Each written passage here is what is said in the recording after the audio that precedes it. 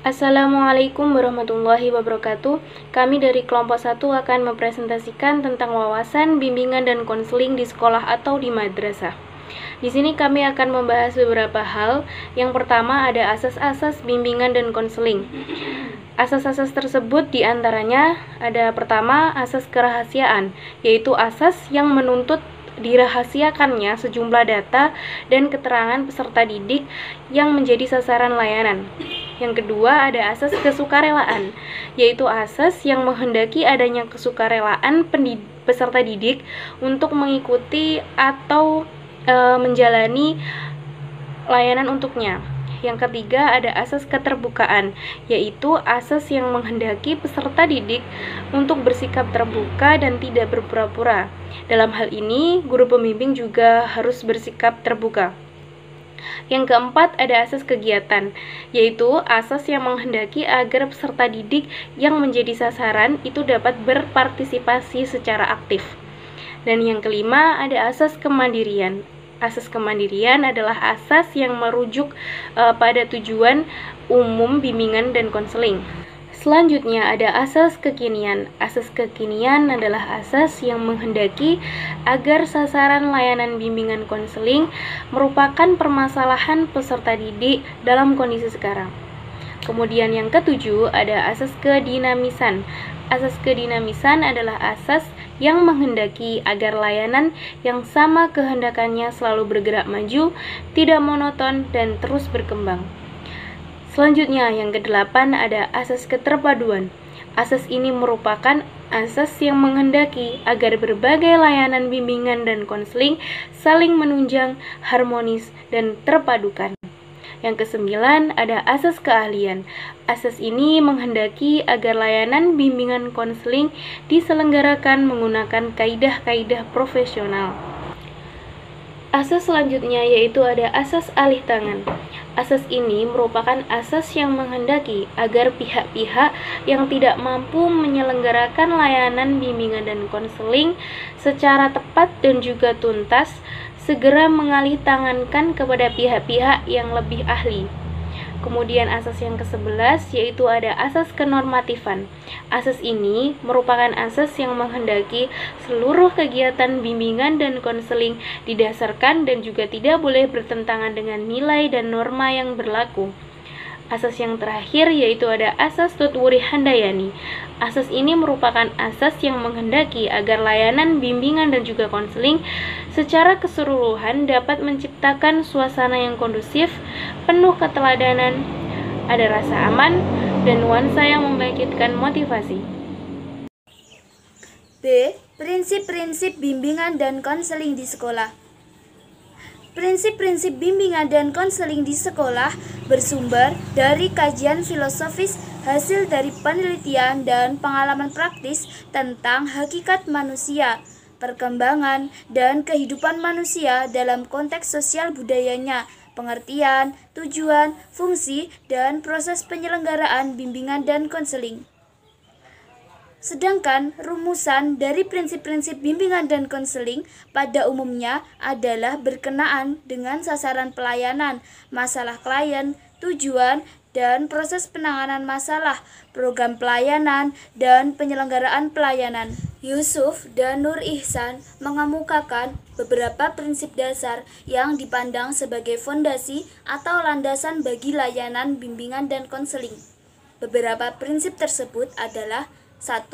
Bimbingan diperuntukkan bagi semua individu. Yang kedua, bimbingan bersifat individualisme. Yang ketiga, bimbingan menekankan hal yang positif. Yang keempat, bimbingan merupakan hasil usaha bersama. Yang kelima, pengambilan keputusan merupakan hal esensial dalam bimbingan. Yang keenam, bimbingan berlangsung dalam berbagai setting atau adegan kehidupan.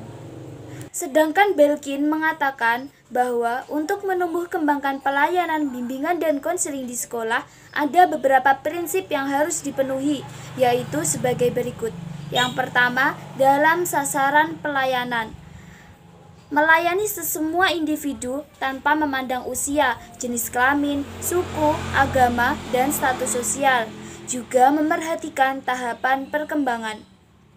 Yang kedua, berkenan dengan permasalahan yang dialami individu, yaitu menyangkut pengaruh kondisi mental maupun fisik individu terhadap penyesuaian pengaruh lingkungan, baik di rumah, sekolah, dan masyarakat sekitar.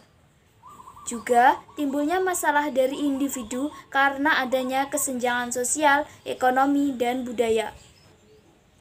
Yang ketiga, berkaitan dengan program pelayanan bimbingan dan konseling, yaitu bimbingan dan konseling merupakan bagian integral dari pendidikan dan pengembangan individu, dan program bimbingan dan konseling harus disesuaikan dengan kebutuhan peserta didik dan lingkungan. Yang keempat, yaitu berkenaan dengan tujuan dan pelaksanaan pelayanan. Permasalahan individu dilayani oleh tenaga ahli atau profesional yang relevan dengan permasalahan individu. Juga perlu ada kerjasama antara personal sekolah, orang tua, dan bila perlu dengan pihak lain yang berhak tahu dalam permasalahan individu tersebut. Dengan demikian, prinsip bimbingan dan konseling di sekolah adalah membantu dan melayani dengan sepenuhnya para peserta didik agar tidak tertinggal dari aspek belajar maupun bergaul. Fungsi bimbingan konseling. Ada beberapa fungsi bimbingan dan konseling, yaitu fungsi preventif, menjaga dan mencegah timbulnya masalah. Fungsi kuratif atau korektif, memecahkan masalah yang sedang dihadapi. Fungsi preservatif, menjaga situasi dan kondisi menjadi lebih baik. Fungsi terapi, melepaskan dari kegelisahan atau kekhawatiran. Fungsi developmental atau pengembangan, membantu memelihara dan mengembangkan kondisi yang baik. Fungsi penyaluran, membantu individu memilih dan memantapkan penguasaan diri. Fungsi penyesuaian, membantu individu menemukan penyesuaian diri. Fungsi perbaikan, dapat memperbaiki kekeliruan dalam berpikir dan bertindak. Fungsi fasilitasi, memberikan kemudahan untuk berkembang lebih optimal dan seimbang dalam diri. Fungsi pemeliharaan, dapat menjaga diri dan mempertahankan situasi yang ada dalam diri sendiri. Selain itu, fungsi bimbingan dan konseling yang lain yaitu membantu para murid di sekolah dalam menghadapi berbagai masalah-masalah yang terjadi, baik itu faktor internal atau pribadi, eksternal atau sosial, yang masih berhubungan dengan proses belajar mengajar. Jadi, dengan adanya bimbingan dan konseling ini, dapat membuat murid atau peserta didik dapat sedikit meringankan beban pikiran yang mengganggu dan menyebabkan tidak fokus dalam proses belajar dan mengajar. Selanjutnya, urgensi bimbingan dan konseling di sekolah. Bimbingan dan konseling sangat penting di sekolah karena usaha untuk membantu para murid agar dapat memahami dirinya, yaitu potensi dan kelemahan-kelemahan diri. Kedudukan, peranan, dan tujuan dari bimbingan konseling di sekolah sangat penting bagi peserta didik, yaitu untuk memperlancar proses belajar yang dilakukan oleh peserta didik. Karena peserta didik tidak akan dapat mengikuti proses pembelajaran dengan baik apabila mereka memiliki masalah, kesulitan, dan ketidakpastian dalam pikirannya.